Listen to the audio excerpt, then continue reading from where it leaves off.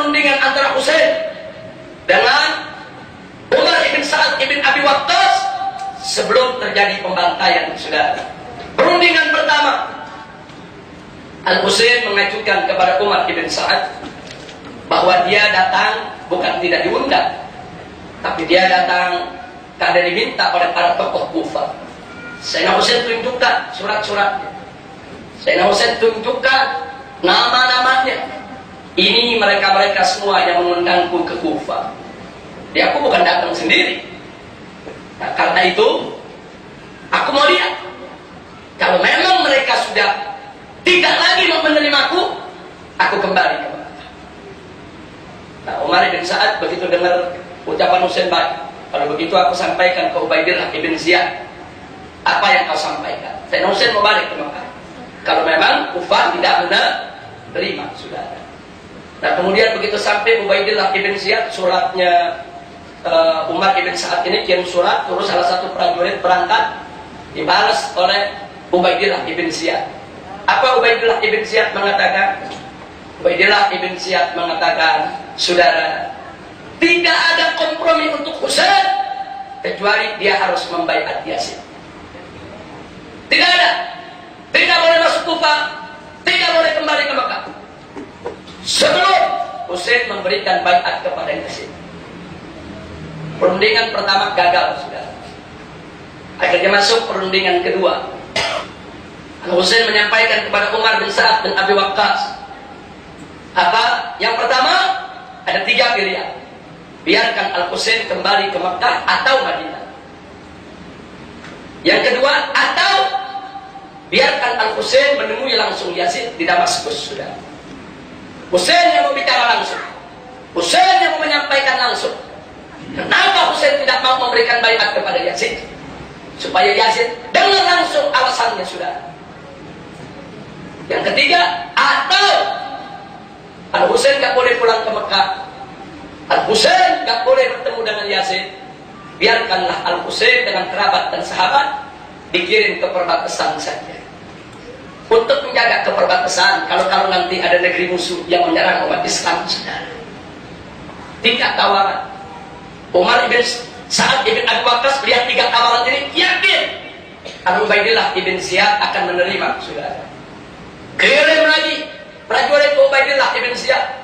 Ubaidillah ibn Ziyad begitu baca itu surat, mulai mempertimbangkan satu di antara 3. Tapi saat itu, saudara, ada Dzuljaushan.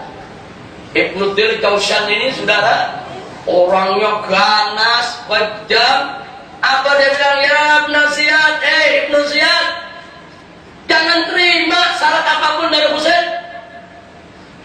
Jangan pakai kirim dia ke Yazid. Suruh dia tunduk patuh kepada hukummu. Berikan saja baiat kepada Yazid, cukup melaluimu. Kalau dia tidak mau, habisi. Nah, akhirnya, saudara, itu yang dijadikan putusan oleh Ibnu Ziyad, menuntut Al-Husain menyerah dan tunduk padanya. Akhirnya Al-Husain mengatakan, wallahi, depan Umar ibn Sa'ad, wallahi, demi Allah, aku tidak akan tunduk kepada hukum Ibnu Ziyad. Orang yang zalim, orang yang terkenal jahat, dia tidak akan aku tunduk. Mati lebih aku suka daripada aku tunduk kepadanya. Takbir. Ini nggak sembarangan, saudara. Sayyidina Husain nggak gampang tunduk sama orang-orang zalim, saudara. Nah, lalu setelah itu, saudara, akhirnya pada malam tanggal 10 Muharram. Nah, ini berbeda-beda riwayat. Ada yang bilang malam Jumat, ada yang bilang malam Sabtu.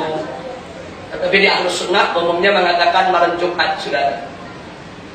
Pasukan Umar ibn Sa'ad sudah mendapat instruksi untuk menyerang Al-Husain dan seluruh sahabatnya, saudara. Tapi Al-Husain meminta memanggil salah satu daripada keluarganya, sampaikan kepada mereka, besok kita bertempur. Malam ini biarkan aku ingin mendekatkan diri kepada Allah. Malam itu beliau sujud, sholat, baca Quran, saudara, memberi nasihat kepada keluarga, kerabat, dan seterusnya. Sampai di pagi hari baru pertempuran dimulai. Hari Jumat tanggal 10 Muharram. Jadi kalau berdasarkan riwayat Ahlus Sunnah, pasukan Umar ibn Sa'ad kurang lebih 4.000. Tapi ada mengatakan 40.000. Bahkan ada juga riwayat yang mengatakan 400.000. Wallahu a'lam. Tapi yang jelas ribuan, saudara. Sedangkan Sayyidina Husain hanya 72 orang. Jadi hanya 72 orang. 32 dengan berkuda, 40 tanpa kuda, saudara. Dilawan. Pertama duel 1 lawan 1. Setiap duel 1 lawan 1, pasukan Umar ibn Sa'ad tidak ada yang bisa menang, saudara.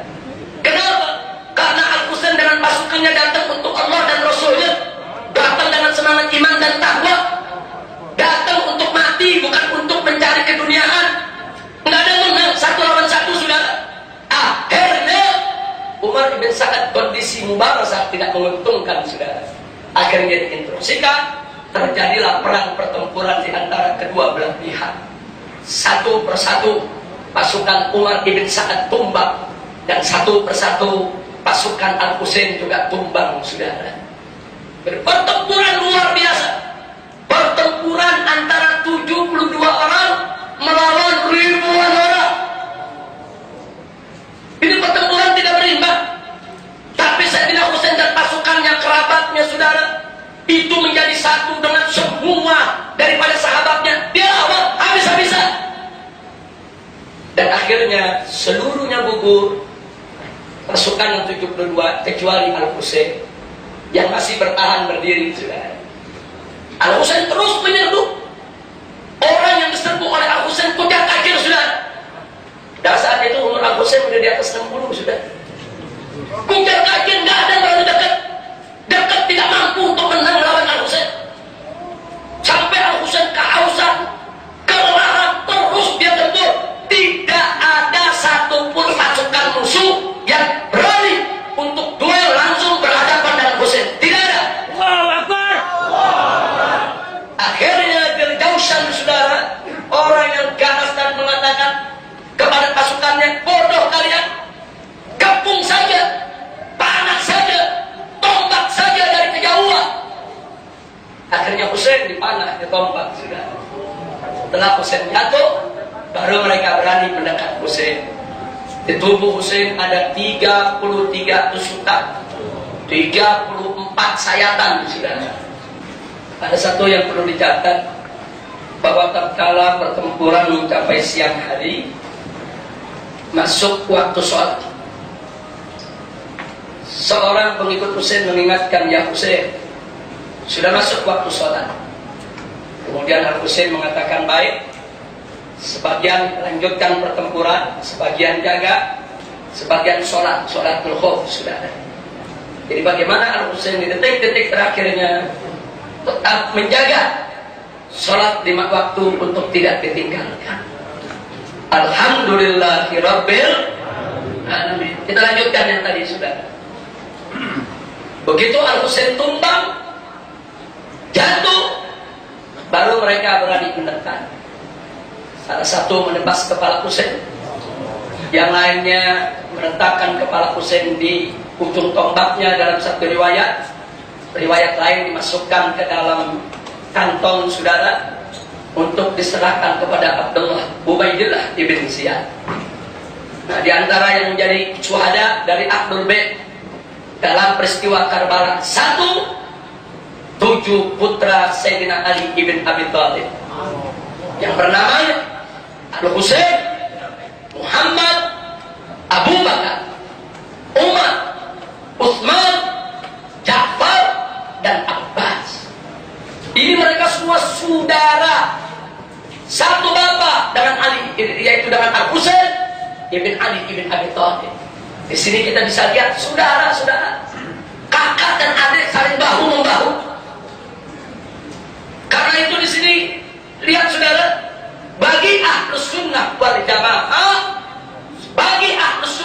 Jamaah, saudara, bahwa Ahlul Bait punya hubungan yang baik dengan Sayyidina Abu Bakar, Umar, dan Utsman radhiyallahu taala anhum, sehingga anak-anak mereka banyak diberikan nama Abu Bakar, Umar, Utsman, dan seterusnya, saudara. Karena di antara yang gugur adalah Abu Bakar, Umar, dan Utsman, saudara daripada Sayyidina Husain ibn Ali ibn Abi Thalib. 7 putra Sayyidina Ali, 7 keluarga Nabi. Yang kedua, 4 putra Al-Hasan. Sayyidina Hasan juga punya putra, dan 4 yang ikut bertempur, saudara. Abdullah, Abu Bakar, Umar, dan Al-Qasim. 4-4-nya luar biasa, gagah gagah. Dia bela amannya.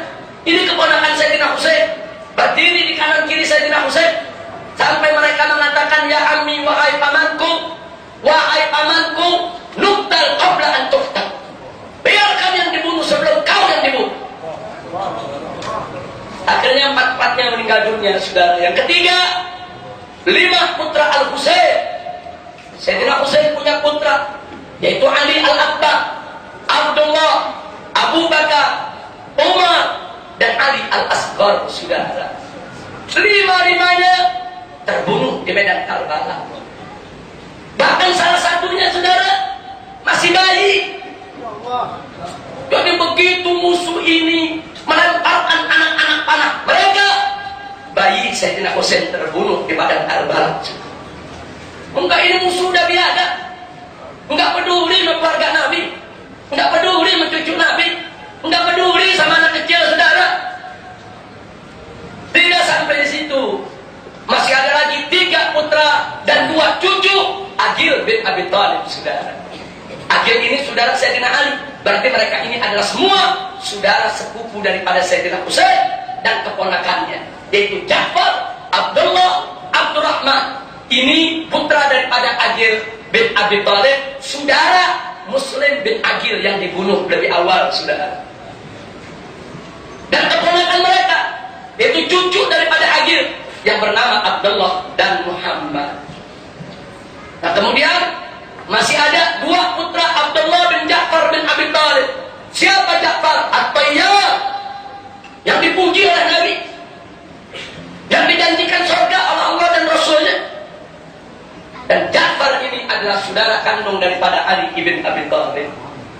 Beliau punya cucu 2 ikut, namanya Aun dan Muhammad, saudara. Nah, jadi ini Abdullah ini abahnya tulis surat kepada Husain. Ya Husain, kalau betul kau harus berangkat, aku tidak bisa ikut, tapi aku titipkan 2 anakku ini untuk berjuang bersama. Dikirim. Ini semua keluarga Nabi, ini semua Ahlul Bait. Jadi kalau peristiwa ini mau ditutup-tutupi, nanti kita dianggap sebagai orang yang benci dengan Ahlul Bait. Nggak boleh peristiwa ini ditutup-tutupi. Makanya sedari awal pengajian ini saya katakan tadi, bahwa peristiwa Karbala, peristiwa Asyura, pembantaian keluarga Nabi, itu bukan milik orang Syiah saja, saudara. Itu milik Ahlus Sunnah wal Jamaah. Jadi jangan sedikit-sedikit bicara tentang Al-Husain, Syiah, bicara tentang Fatimah, Syiah, bicara tentang Asyura, Syiah. Saya bukan Syiah, saya Ahlus Sunnah wal Jamaah, ikut mazhab Imam Syafi'i, berakidahkan Asy'ari, sudah. Tapi kami Ahlus Sunnah bukan kelompok orang-orang yang benci kepada keluarga Nabi, sudah. Wajib kita cinta kepada keluarga. Siapa yang tidak marah, siapa yang tidak sedih dengan peristiwa ini, saudara, dipertanyakan imannya. Ini keluarga Nabi dibunuh. Inna lillahi wa inna ilaihi raji'un. Siapa Sayyidina Husain? Saudara, kesayangan Nabi, kecintaan Nabi. Sudah, dari masih kecil digendong-gendong oleh Nabi, sudah diciumi, saudara, pipinya, keningnya diperlakukan seperti ini. Baik, saudara, ini yang perlu kita tahu. Dan bagaimana nasib perempuan-perempuan yang dibawa oleh Sayyidina Husain? Di sana, saudara, ada Zainab binti Ali radhiyallahu ta'ala anha. Zainab ini adalah adik kandung Sayyidina Husain. Yang kemudian masih ada Fatimah binti Ali. Ini adalah putri Sayyidina Ali dari istri yang lain, bukan dari Fatimah Zahra, saudara. Ikut. Dan di sana masih ada Sukainah binti Husain, putri daripada Sayyidina Husain. Dan masih ada Fatimah binti Husain. Saudara, ini perempuan-perempuan ini ikut ada di kemah. Dan ada masih tersisa 2 laki-laki di kemah, saudara.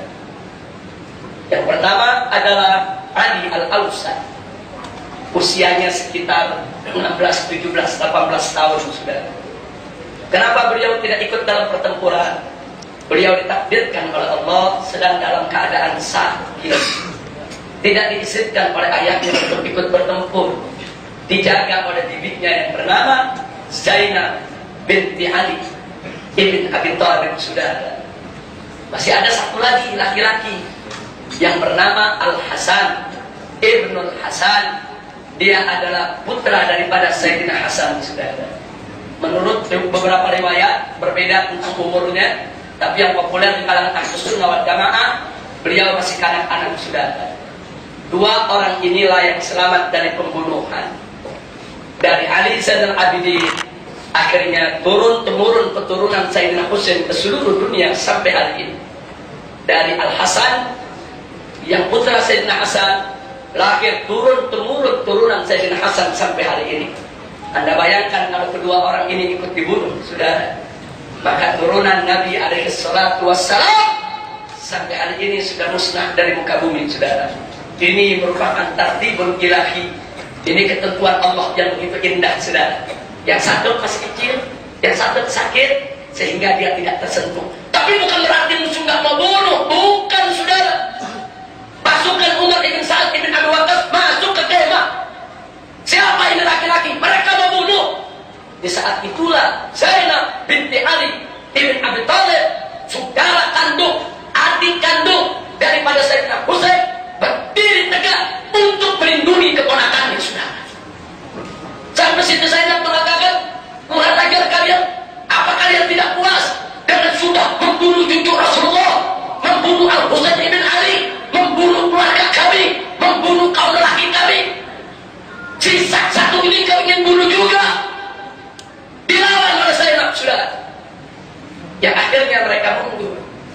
Kemudian Zainab mengingatkan kepada Umar, ya Umar, ittaqillah, takutlah kamu kepada Allah. Apa kau tidak malu? Orang tuamu, ayahmu, sahabat setia Nabi, orang tuamu mujahid, berjuang di jalan Allah, kemudian kau lakukan pembantaian terhadap keluarga Nabi.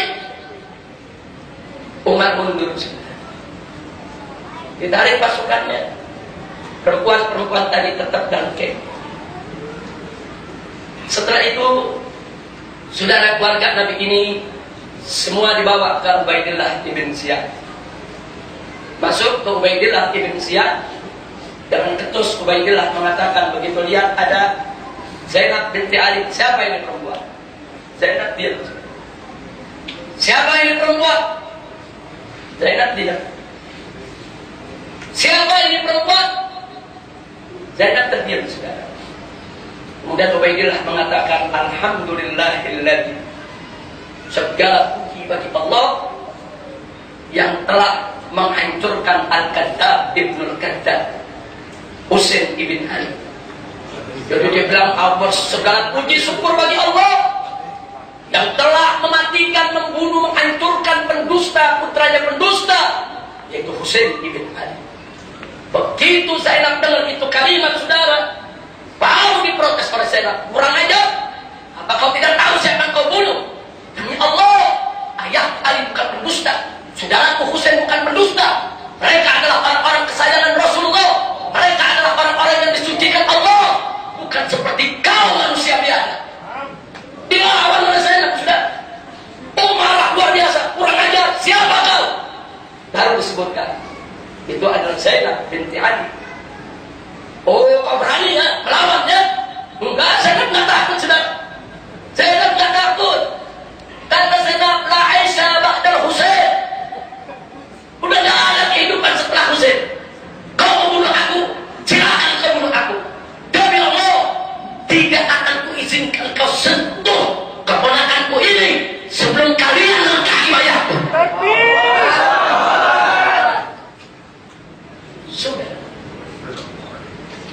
Saudara,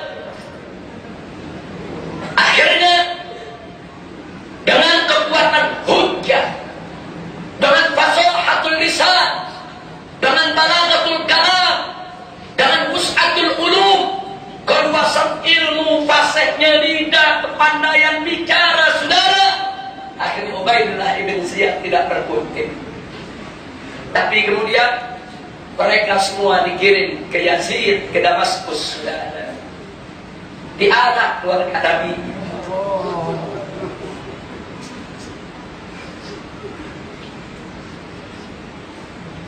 Dijadikan tawanan, saudara. Dijadikan tawanan. Dan akhirnya di depan Yazid, saudara, kepala Sayyidina Husain diletakkan. Yang sebelumnya di depan, saat itu di depan Ubaidillah ibn Ziyad, itu kepala diletakkan, dimain-mainkan, yaitu mulutnya dengan pisau, saudara, dengan pedang pendek. Ketika itu ada Anas ibn Malik yang sudah tua renta, radhiyallahu ta'ala anhu, marah Anas, saudara. Waihak, ya Ibn Ziyad, kurang ajar, celaka kau Ibn Ziyad. Wallahi aku lihat dengan mata kepalaku bagaimana mulut itu dicium oleh Nabi. Kau mainkan, kau hinakan. Demi Allah, Allah akan menghinakanmu yang dahsyat. Dan hal yang sama dilakukan oleh Yazid. Tapi akhirnya, saudara, setelah semua sampai di sana, kemudian Yazid, saudara, beradu argumentasi dengan Zainab. Beradu argumentasi sama seperti Ubaidillah ibn Ziyad. Setelah beradu argumentasi, akhirnya Yazid kalah bicara, tidak berkutik. Baru Yazid mengatakan, laknatullah ya ibn Marjana. Artinya Allah laknat itu Ubaidillah ibn Ziyad. Tapi sayang, si kita sayang, Yazid hanya melaknat pembunuh Husain, tapi tidak satupun pembunuh Husain yang diadili, saudara. Tidak satupun pembunuh Husain yang dihukum. Karena itu para ulama, nanti kita lihat bagaimana pendapat mereka tentang Yazid, saudara. Akhirnya setelah argumentasi luar biasa dari Zainab binti Ali, beliau dijuluki Sri Kandi Karbala, berjuang Karbala. Beliau tidak berjuang dengan pedang, tapi beliau berjuang dengan hujjah, dengan ayat Al-Quran, dengan hadis-hadis Nabi, untuk menyelamatkan sisa keluarga Nabi. Kesimpulan akhir, kemudian mereka akhirnya dikembalikan ke Madinah, dan mulai saat itu Ali Zainul Abidin putra Husain menekuni untuk selalu ibadah kepada Allah. Mulai saat itu beliau tidak lagi mau tahu urusan politik, saudara. Cukup sudah bagi beliau ketika itu hiruk pikuk politik, saudara, yang luar biasa, penuh kelicikan, kekotoran, kesadisan. Beliau jauhkan dunia itu. Akhirnya beliau banyak sujud kepada Allah. Makanya beliau dijuluki As-Sajjad, orang yang banyak sujud kepada Allah. Bukan itu saja, beliau dijuluki Zainul Abidin, sebagus-bagusnya, sebaik-baiknya ahli ibadah kepada Allah. Jadi beliau isi hidup beliau hanya dengan ibadah kepada Allah. Tapi setiap beliau ingat peristiwa Karbala, beliau meneteskan air mata. Ada orang ditanya, ya Ali Zainal Abidin, peristiwanya sudah lama berlalu, kenapa masih kau tangisi? Apa kata Zainal Abidin? Bagaimana aku tidak menangis? Bagaimana aku tidak menangis? Yakub saja menangis hingga buta karena kepergian Yusuf. Padahal Yakub tahu Yusuf pasti akan kembali. Lalu bagaimana aku? Aku lihat di depan mataku bagaimana ayahku, saudara-saudaraku, mereka dibantai semua, dan mereka tidak kembali lagi kepadaku. Jadi jangan kau ganggu aku dengan kesedihan. Jadi sedih ini dari mahabbah. Tapi memang kita tidak boleh meratap, saudara. Tidak boleh kesedihan kita itu menghilangkan semangat juang kita. Nggak boleh kesedihan itu membuat kita putus asa. Tidak. Al-Husain gugur di Karbala bukan untuk membuat kita jadi orang-orang cengeng, bukan untuk membuat kita jadi orang-orang pengecut. Beliau gugur di medan Karbala untuk menegakkan keadilan, melawan kezaliman, untuk mendidik umat Islam ini tidak boleh diam terhadap segala bentuk kemungkaran, walaupun nyawa taruhannya sudah. Maka itu kami para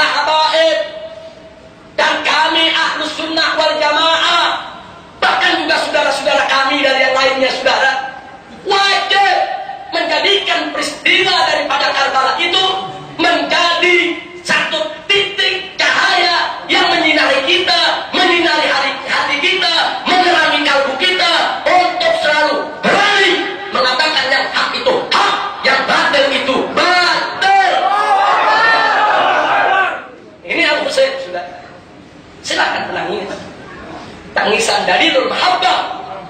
Dalilul mahabbah. Tapi ada yang lebih penting dari itu semua, saudara. Gelorakan semangat jihad kita. Gelorakan semangat kita untuk melawan penguasa-penguasa yang zalim, penguasa-penguasa yang semenang-menang, untuk melawan apa saja kebatilan dan kemungkaran yang ada, saudara. Ini pendidikan yang diberikan oleh Sayyidina Husain ibn Ali ibn Abi Thalib radhiyallahu anhu wa an walidayhi wa an jami'i ashabihi wa karabatih. Amin ya rabbal alamin. Sekarang pertanyaannya, siapa bertanggung jawab atas pembantaian Al-Husain dan Ahlul Bait? Pertama, sepakat ulama Ahlus Sunnah wal Jamaah bahwa yang bertanggung jawab adalah Yazid bin Muawiyah. Kenapa? Karena selaku raja yang berkuasa dan memerintah, saudara. Yazid dengan kekuasaannya dia bisa hentikan itu. Dia bisa arahkan Ubaidillah ibn Ziyad untuk tidak diberikan wewenang seenaknya untuk membantai keluarga Nabi. Dan yang kedua, saudara, yang bertanggung jawab adalah Ubaidillah ibn Ziyad. Kenapa? Karena dia selaku gubernur Basrah dan Kufah, dan inilah orang yang mengatur semuanya, saudara. Ini yang mengirim para tentara. Ini yang memutuskan, yaitu untuk damai atau tidak damai, menerima atau tidak menerima daripada usulan Al-Husain. Kemudian yang ketiga, saudara, Umar ibn Sa'ad ibn Abi Waqqas. Ayahnya orang baik, ayahnya pejuang, ayahnya al-Mubashirin, termasuk Mubashirin bil Jannah, radhiyallahu an Sa'ad ibn Abi Waqqas. Tapi anak ini, saudara, tidak ikut ketaatan ayahnya, tidak taat kepada Allah dan Rasulnya. Dia yang menjadi panglima pasukan Ibnu Ziyad. Dia yang pasukannya yang mengeksekusi daripada keluarga Nabi. Yang keempat, seluruh pasukan Ibnu Ziyad selaku penyerang dan pembantai keluarga Nabi, saudara. Semua bertanggung jawab. Dan yang kelima, saudara, penduduk Kufah. Penduduk Kufah selaku pihak yang meminta kedatangan Al-Husain, semua bertanggung jawab. Saudara, yang boleh surat kepada Sayyidina Husain, saudara, orang Kufah. Yang ngepung Sayyidina Husain, orang Kufah, saudara. Jadi ini, semua ini bertanggung jawab. Dan kelak akan ada pengadilan Allah subhanahu wa ta'ala. Tapi ternyata subhanallah, Allah kirimkan bala kepada mereka sebelum kiamat, saudara. Mari kita lihat nanti, saudara, pembalasan Allah subhanahu wa ta'ala terhadap para pembantai Al-Husain dan Ahlul Bait. Mari kita lihat. Pertama, Yazid bin Muawiyah di tahun 60 Hijriah memaksa rakyat untuk membaiatnya. Di tahun 61 membunuh Al-Husain dengan tangan Ibnu Ziyad. Di tahun 62 ternyata Yazid tidak berubah menjadi baik setelah membunuh keluarga Nabi. Justru di tahun 62 mengerahkan pasukan menyerang Madinah, saudara, dan meminta kepada Muslim bin Uqbah, saudara, diberikan izin selama 3 hari halal dia untuk mengajak-ngajak Madinah. Dia ajak Madinah selama 3 hari. Anak-anak Ansor, anak-anak Muhajirin dibunuh, harta benda mereka dirampas. Orang-orang Madinah melakukan perlawanan. Kota suci Nabi diporak-porandakan 3 hari 3 malam, sudah. Kemudian tahun 63 dia serang Mekah. Sudah, dia serang Mekah, dia kirim pasukan dan menggunakan majani. Majani itu, saudara, batu-batu al-qantar, itu yang melontarkan batu, sudah. Batu-batu besar dilontarkan. Ada yang tidak pakai api, ada yang pakai api, sudah. Dilontarkan.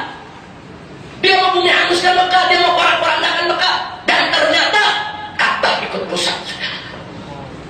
Jadi ini manusia macam apa? Keluarga Nabi dibunuh, kota Madinah dirusak kesuciannya, kota Mekah dirusak juga kemuliaannya. Dan akhirnya di tahun 63 itu Allah cabut nyawa Yazid, sudah. Umurnya baru 33 tahun. Jadi dia mimpin cuma 4 tahun, nggak lama. Setelah kematian Al-Husain di Karbala, umat Islam di mana-mana melakukan pemberontakan, sudah. Abdullah ibn Zubair di kota Mekah begitu mendengar kematian Al-Husain, langsung mengumumkan pendirian kekhilafahan sendiri di Mekah, sudah. Dan beliau dibaiat oleh seluruh penduduk Mekah. Kemudian orang-orang Madinah mendengar begitu, langsung semua mencabut baiatnya dari Yazid, dan mereka semua membaiat Abdullah ibn Zubair, sudah. Jadi supaya Anda tahu, tak sampai di situ sudah. Bahkan begitu peristiwa Karbala selesai, besoknya Ubaidillah ibn Ziyad di Kufah berpidato sudah di Masjid Kufah. Dia berpidato, dia katakan, Alhamdulillah Allah telah menghancurkan musuh-musuh kita, maksudnya Al-Husain dan keluarganya serta kerabatnya. Ketika itu di dalam masjid, saudara, di dalam masjid ada Abdullah ibn Hafid al-Azadi. Orang ini sudah tua, matanya dua-dua udah buta karena dulu ikut bertempur membela Sayyidina Ali, saudara. Begitu dia dengar kabar Sayyidina Husain dibunuh dengan keluarganya, saudara, dia dengar ini gubernur lagi ceramah memuji Allah karena Allah sudah menghabisi Husain dan keluarganya. Dia berdiri, dia lawan, kurang ajar, engkau yang akan dihancurkan oleh Allah, engkau manusia yang biadab. Husain itu cucu Rasulullah, Husain itu adalah pemimpin sabab ahli surga. Akhirnya orang ini ditangkap dan dibunuh oleh Ubaidillah ibn Ziyad. Oh, nggak sampai di situ. Ada lagi seseorang yang bernama Sulaiman ibn Salat, saudara, radhiyallahu anhu, sahabat Nabi, umurnya sudah 93 tahun, saudara. 93 tahun. Begitu dia dengar Husain diperlakukan begitu, dan usia 93 dia datangi. Mana kemarin yang katanya mengikut membela Husain? Mana yang kemarin mengundang Husain kemari? Dia kumpulkan semua. Dalam usia 93 tahun, dia yang pimpin, dia kejar Ubaidillah ibn Ziyad. 93 tahun, dia tidak terima. Tapi karena kekuatannya tidak seberapa, akhirnya dia dengan pasukannya dihabisi oleh Ubaidillah ibn Ziyad dan pasukannya yang besar, sudah. Dari sini akhirnya di mana-mana terjadi pemberontakan. Salah satu lagi, ada lagi yang bikin satu pasukan, saudara, yang bernama Al-Mukhtar At-Taqafi.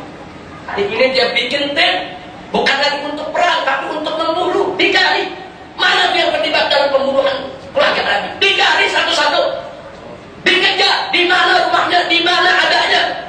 Makanya Imam Ibn Katsir rahimahullah ta'ala dalam kitab tafsir Ibn Katsir mengatakan hampir semua riwayat yang menceritakan kematian dan siksaan azab yang didapat oleh para pembantai keluarga Nabi, hampir semua riwayat adalah sahih.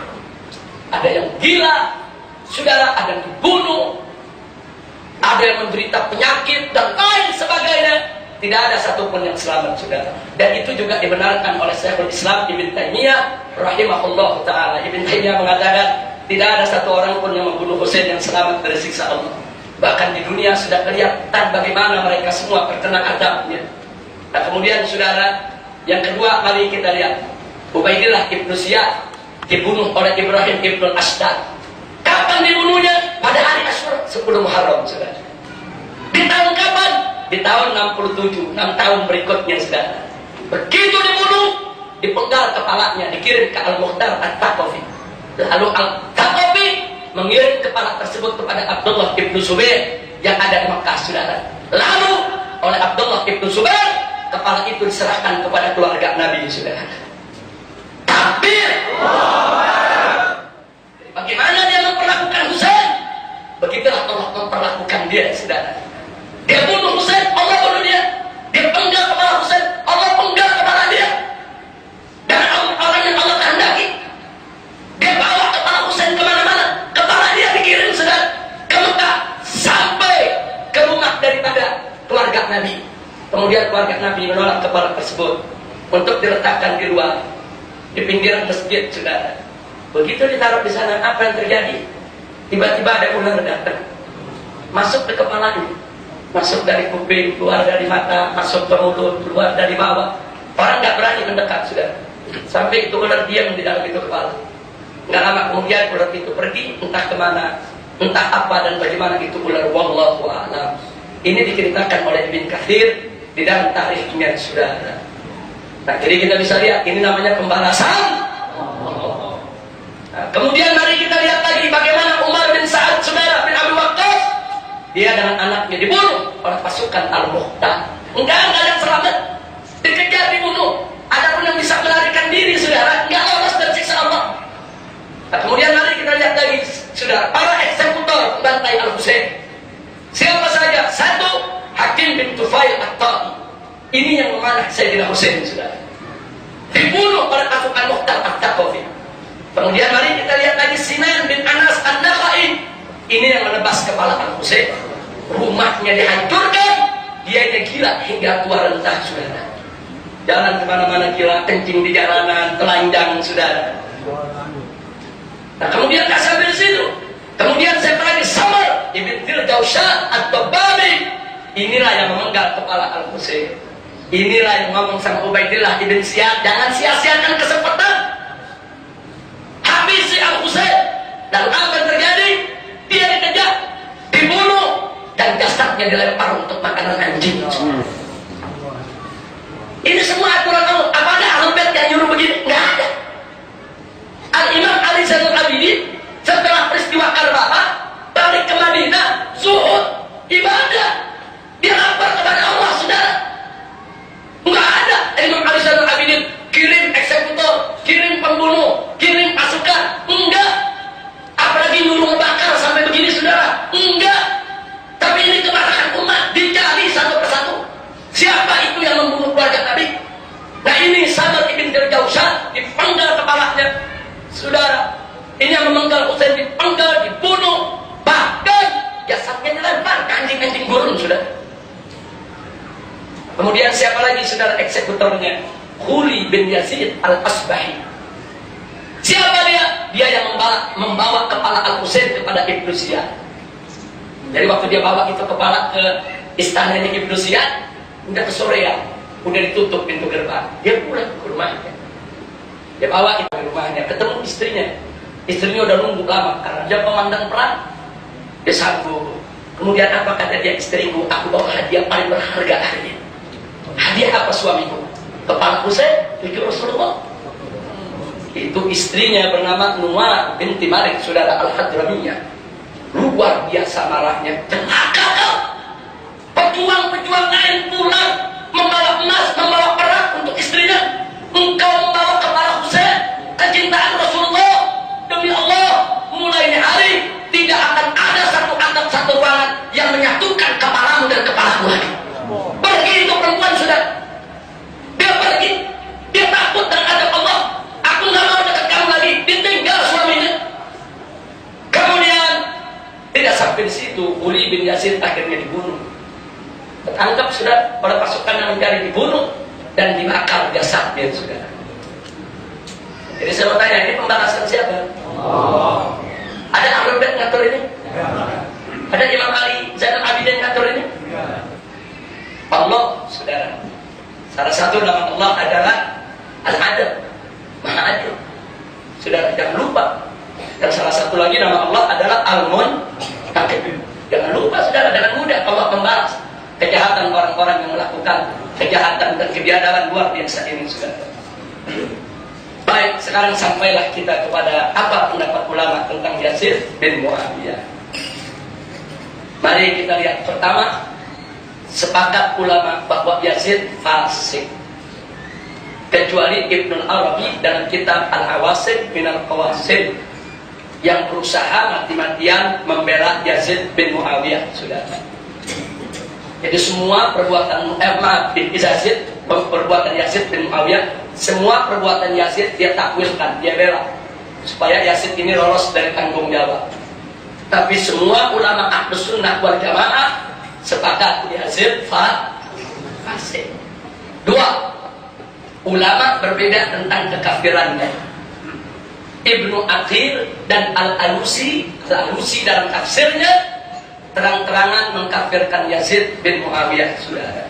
Ini ulama Ahlus Sunnah. Tapi jumhur ulama Ahlus Sunnah tidak mengkafirkan Yazid. Tapi semua sepakat fasik, biadab, orang jahat. Tapi ada ulama Ahlus Sunnah yang mengatakan Yazid kafir, yaitu Ibnu Athir dan Al-Alusi. Nah, kemudian ulama berbeda tentang melaknat. Boleh tidak melaknat Yazid? Al-Imam Ahmad, Al-Imam Abu Ya'la, Al-Khallal, Ibnul Jauzi, As-Sabaraini, At-Tiftazani, dan Al-Imam Suyuti mengatakan boleh untuk melaknat Yazid, sudah. Karena tingkat kefasikannya sudah di luar batas. Ini ulama Ahlus Sunnah semua. Sementara jumhur ulama berpendapat jangan mencintai Yazid, jangan membela Yazid, tapi jangan juga melaknat. Nah, sebetulnya pendapat ini hanya bicara soal etika di antara ulama, saudara. Nah, terlepas dari ini kita bisa lihat bahwa Yazid bin Muawiyah dalam pandangan ulama Ahlus Sunnah bukan orang baik, saudara. Orang jahat. Sebagian mengatakan dia kafir, sebagian mengatakan tidak kafir, tapi semua sepakat dia jahat. Sebagian mengatakan boleh dilaknat, sebagian mengatakan tidak boleh dilaknat, tapi semua sepakat dia jahat. Nah, ini yang perlu kita ingatkan, saudara. Nah, kemudian kita ambil iktibar sebagai penutup pelajaran kita. Iktibar dari tragedi Karbala. 1. Al-Husain, imam yang beriman dan berilmu serta berakhlak mulia. Al-Husain ini dikenal di kalangan sahabat ahlul karam, sering sedekah ke orang, saudara. Sering baca Quran, sering sholat malam, sering puasa sunnah dia nggak tinggal, sholat malam nggak ditinggal. Jadi Al-Husain ini bukan hanya seorang pejuang yang berani angkat pedang, tapi juga ahlul ibadah. Kemudian yang kedua, Al-Husain sosok jujur dan amanah, tak bisa dibeli dunia, saudara. Kalau Al-Husain mau dibeli, saudara, Al-Husain nggak berangkat ke Kufah, ke Karbala. Yazid sudah kirim orangnya untuk beli Al-Husain. Al-Husain mau uang, mau rumah, mau tanah. Yang penting berikan baiat kepada Yazid. Tapi Al-Husain bukan seorang pengkhianat terhadap Allah dan Rasulnya. Beliau nggak bisa dibeli, saudara. Al-Husain pejuang penegakan khilafah Islamiyah sejati. Kalau sekarang kita teriak-teriak tegakkan khilafah, Al-Husain inilah yang pertama kali berjuang untuk mengembalikan sistem khilafah. Setelah sistem khilafah Rasidah dari zaman Sayyidina Abu Bakar, Umar, Utsman, Ali, Al-Hasan, rontok diganti dengan sistem kerajaan. Al-Husain ingin mengembalikan sistem itu kepada manhajun nubuwah. Jadi kalau bicara tentang khilafah Islamiyah, Al-Husain adalah orangnya yang ingin menegakkan khilafah yang Islamiyah yang sejati. Keempat, Al-Husain secara terang-terangan melakukan perlawanan kepada ketidakadilan, kedaliman dan kemungkaran. Yang kelima, Al-Husain mujahid yang gagah, berani, sabar, tegar, nggak mengenallah dalam perjuangan, saudara. Sabar, bagaimana nggak sabar? 72 ngadepin ribuan orang hari, saudara. Bagaimana nggak tegar? 72 orang ngadepin ribuan orang, bersenjata, terkundus, pasukan berkuda, nggak mundur, gagah, berani, tegar, sabar. Itulah Sayyidina Husain ibn Ali ibn Abi Thalib. Al-Husain mengorbankan diri, kerabat, dan sahabat untuk Allah Subhanahu wa ta'ala. Dia korbankan, dirinya dikorbankan, keluarganya, sahabatnya, untuk siapa? Untuk Allah, saudara. Jangan pernah ragu untuk korbankan diri kita yang utama, kemudian keluarga kita, semua kerabat kita, untuk Allah dan Rasulnya. Al-Husain mendidik umat Islam untuk berjuang dan berkorban. Al-Husain dan Ahlul Bait adalah penjaga Al-Quran dan As-Sunnah. Saudara, peristiwa tragedi Karbala menjadi bukti bahwa yang siap mati untuk menjaga Al-Quran dan As-Sunnah yang pertama adalah Ahlul Bait Nabi. Pantas Nabi pernah mengatakan dalam riwayat Muslim, "Taraktu fikumut tsaqalain, kitabullah wa itrati ahli baiti." Dalam riwayat Bukhari, "Taraktu fikumut tsaqalain, kitabullah was sunnati." Al-Imam Suyuti mengatakan dua hadis sama sahih, tidak kontradiksi. Artinya Nabi meninggalkan Al-Quran dan As-Sunnah, dan Ahlul Bait yang akan menjadi penjaga dan pembelanya, saudara. Jadi Al-Quran adalah rujukan umat, As-Sunnah adalah rujukan umat, Ahlul Bait juga harus menjadi rujukan umat.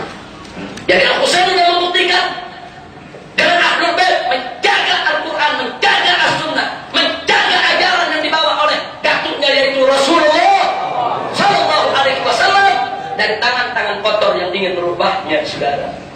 Al-Husain dan Ahlul Bait adalah pembela Islam yang istiqomah. Nah, karena itu saya ajak semua di sini, saudara, mari kita maknai peristiwa Asyura ini, peristiwa yang bersejarah ini, peristiwa yang sangat-sangat menyayat hati ini, bukan untuk membangkitkan dendam lama. Sebab mereka-mereka yang melakukannya sudah dibunuh oleh Allah, dan besok di hari kiamat ada adab yang lebih pedih lagi, saudara. Dan jangan menjadikan peristiwa ini juga hanya untuk membangkitkan emosi kita, kemudian mencaci maki yang orang-orang tidak terlibat dengan peristiwa ini, saudara. Dan cukuplah kritik pedas kita, saudara, celaan kita berikan kepada mereka-mereka yang terlibat dalam peristiwa tersebut. Kemudian dari peristiwa ini, saya berharap kalangan Ahlus Sunnah wal Jamaah tidak lagi, saudara, salah paham terhadap Al-Husain. Jangan lagi ada mengatakan Al-Husain tak bisa dinasihatin, Al-Husain keras kepala, Al-Husain begini begitu. Enggak betul. Saya mau tanya, Anda sudah dengar dari awal cerita sampai akhir cerita? Apa Husain keras kepala? Apa Husain tidak tahu diri? Husain berjuang punya alasan atau tidak? Alasannya punya dalil atau tidak? Kuat atau tidak? Jadi yang dilakukan Husain salah atau benar? Salah atau benar? Nah, ini yang perlu kita ketahui, saudara. Kita tunjukkan. Nah, karena itu saya minta kepada saudara-saudara Ahlus Sunnah wal Jamaah, pertama, yaitu jangan lagi takut untuk menunjukkan cinta kita kepada Ahlul Bait dan kepada para sahabat Nabi. Dan kepada saudara-saudara kita, kalangan Syiah maupun yang lainnya, saudara, kita juga ingin ingatkan mereka bahwa Ahlus Sunnah wal Jamaah bukan kelompok yang benci keluarga Nabi.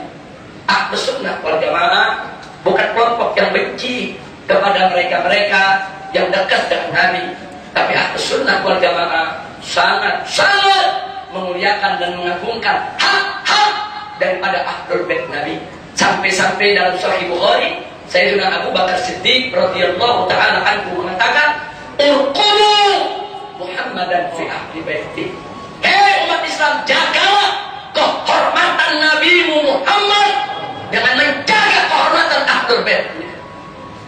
Nah, karena itu khusus kepada para habaib, apapun madhab yang Anda anut, tidak sepatutnya kita sebagai keturunan Al-Husain, keturunan Rasulullah SAW, untuk saling gontok-gontokan di antara kita. Kalau kita gontok-gontokan di antara kita, Al-Husain menangis sudah. Kita menambah kesedihan Al-Husain. Al-Husain sudah mengorbankan nyawanya di medan Karbala. Beliau tidak mau melihat anak cucunya gontok-gontokan, anak cucunya saling serang, saling menyesatkan, saling mengkafirkan, saling bunuh satu yang lainnya. Ittaqullah. Al-Husain marah, saudara.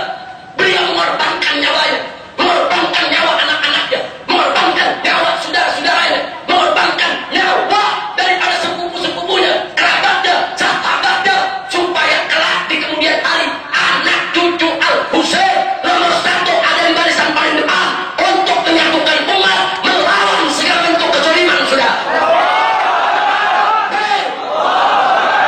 Kalau di antara kalangan habaib ada perbedaan pendapat, saudara, berkenaan dengan perbedaan madhab, ayo kita duduk sama-sama, kita dialog dari hati ke hati, dengan hati yang kita ada rasa cinta kekeluargaan, tidak saling menjatuhkan satu sama lainnya, saudara.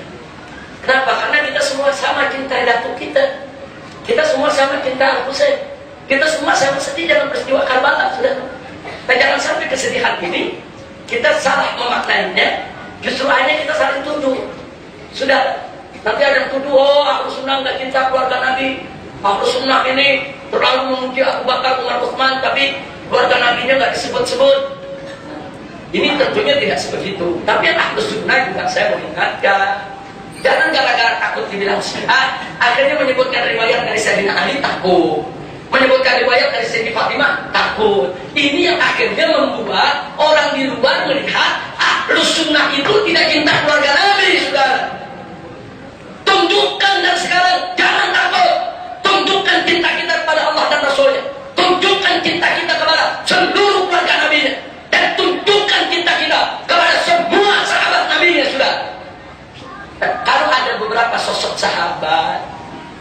antara kita bertentangan, saudara, Ahlus Sunnah tidak menutup diri.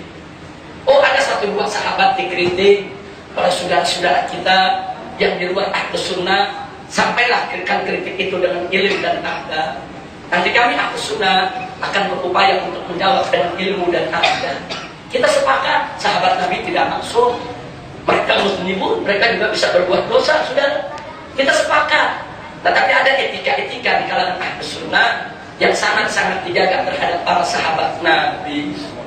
Nah, karena itu saya minta mulai dari sekarang kepada semua pihak, siapapun Anda, jaga lisan kita, jangan mencaci maki keluarga Nabi.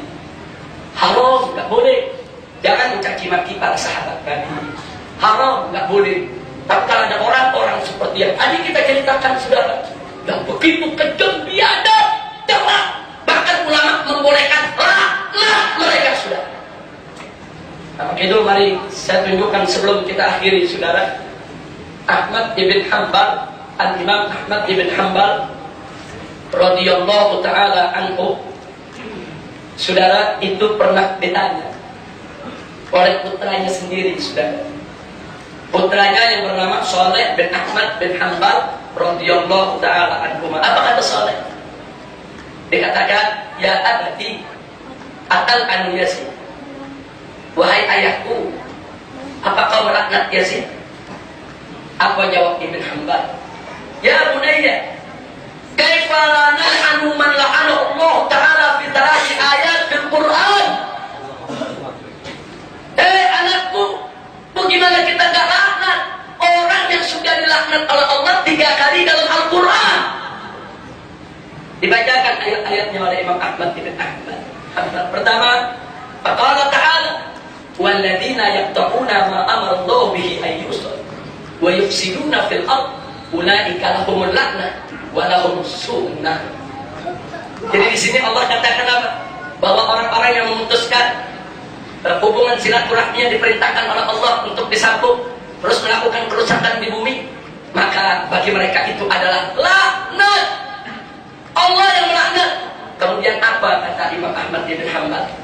Wa ayyu qati'ati afdal min qati'ati sallallahu alaihi wasallam Fitnah binti Zahra. Jadi putus silaturahmi itu Allah laknat. Putus silaturahmi yang lebih yang bagaimana? Yang lebih hebat daripada memutuskan silaturahmi dengan Rasulullah sallallahu alaihi wasallam.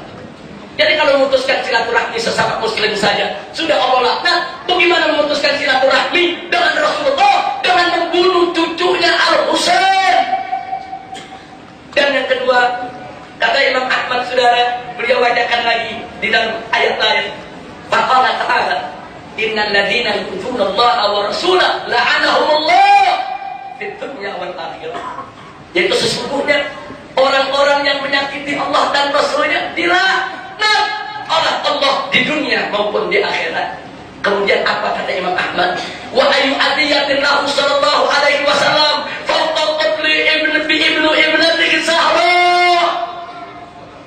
Apa kata Imam Ahmad, saudara?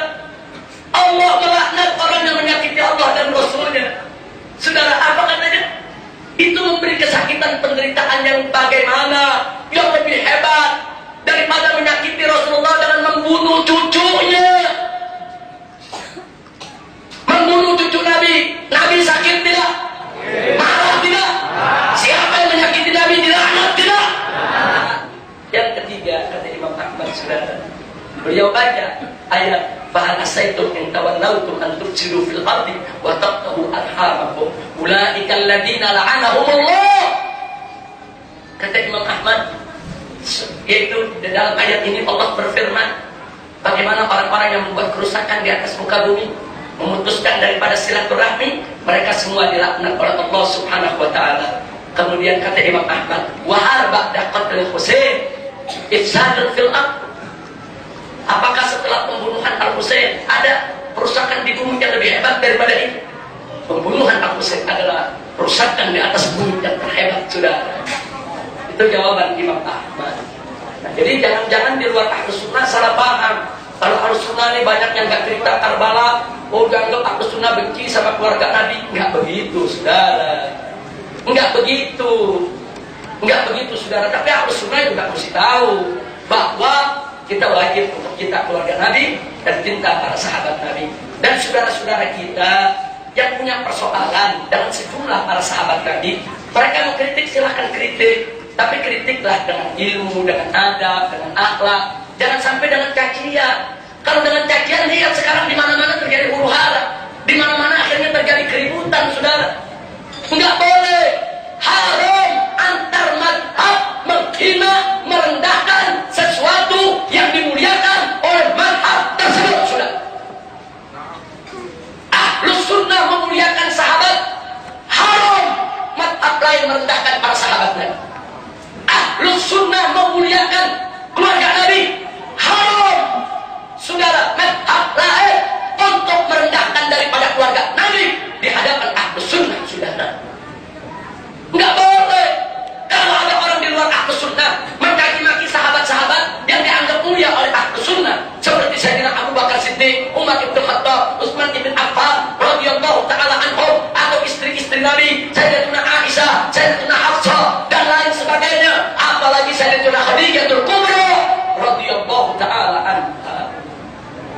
Kalau ada yang coba-coba menghina daripada keluarga Nabi, saudara, menghina para sahabat Nabi di hadapan Ahlus Sunnah, berarti mereka tidak menginginkan persatuan.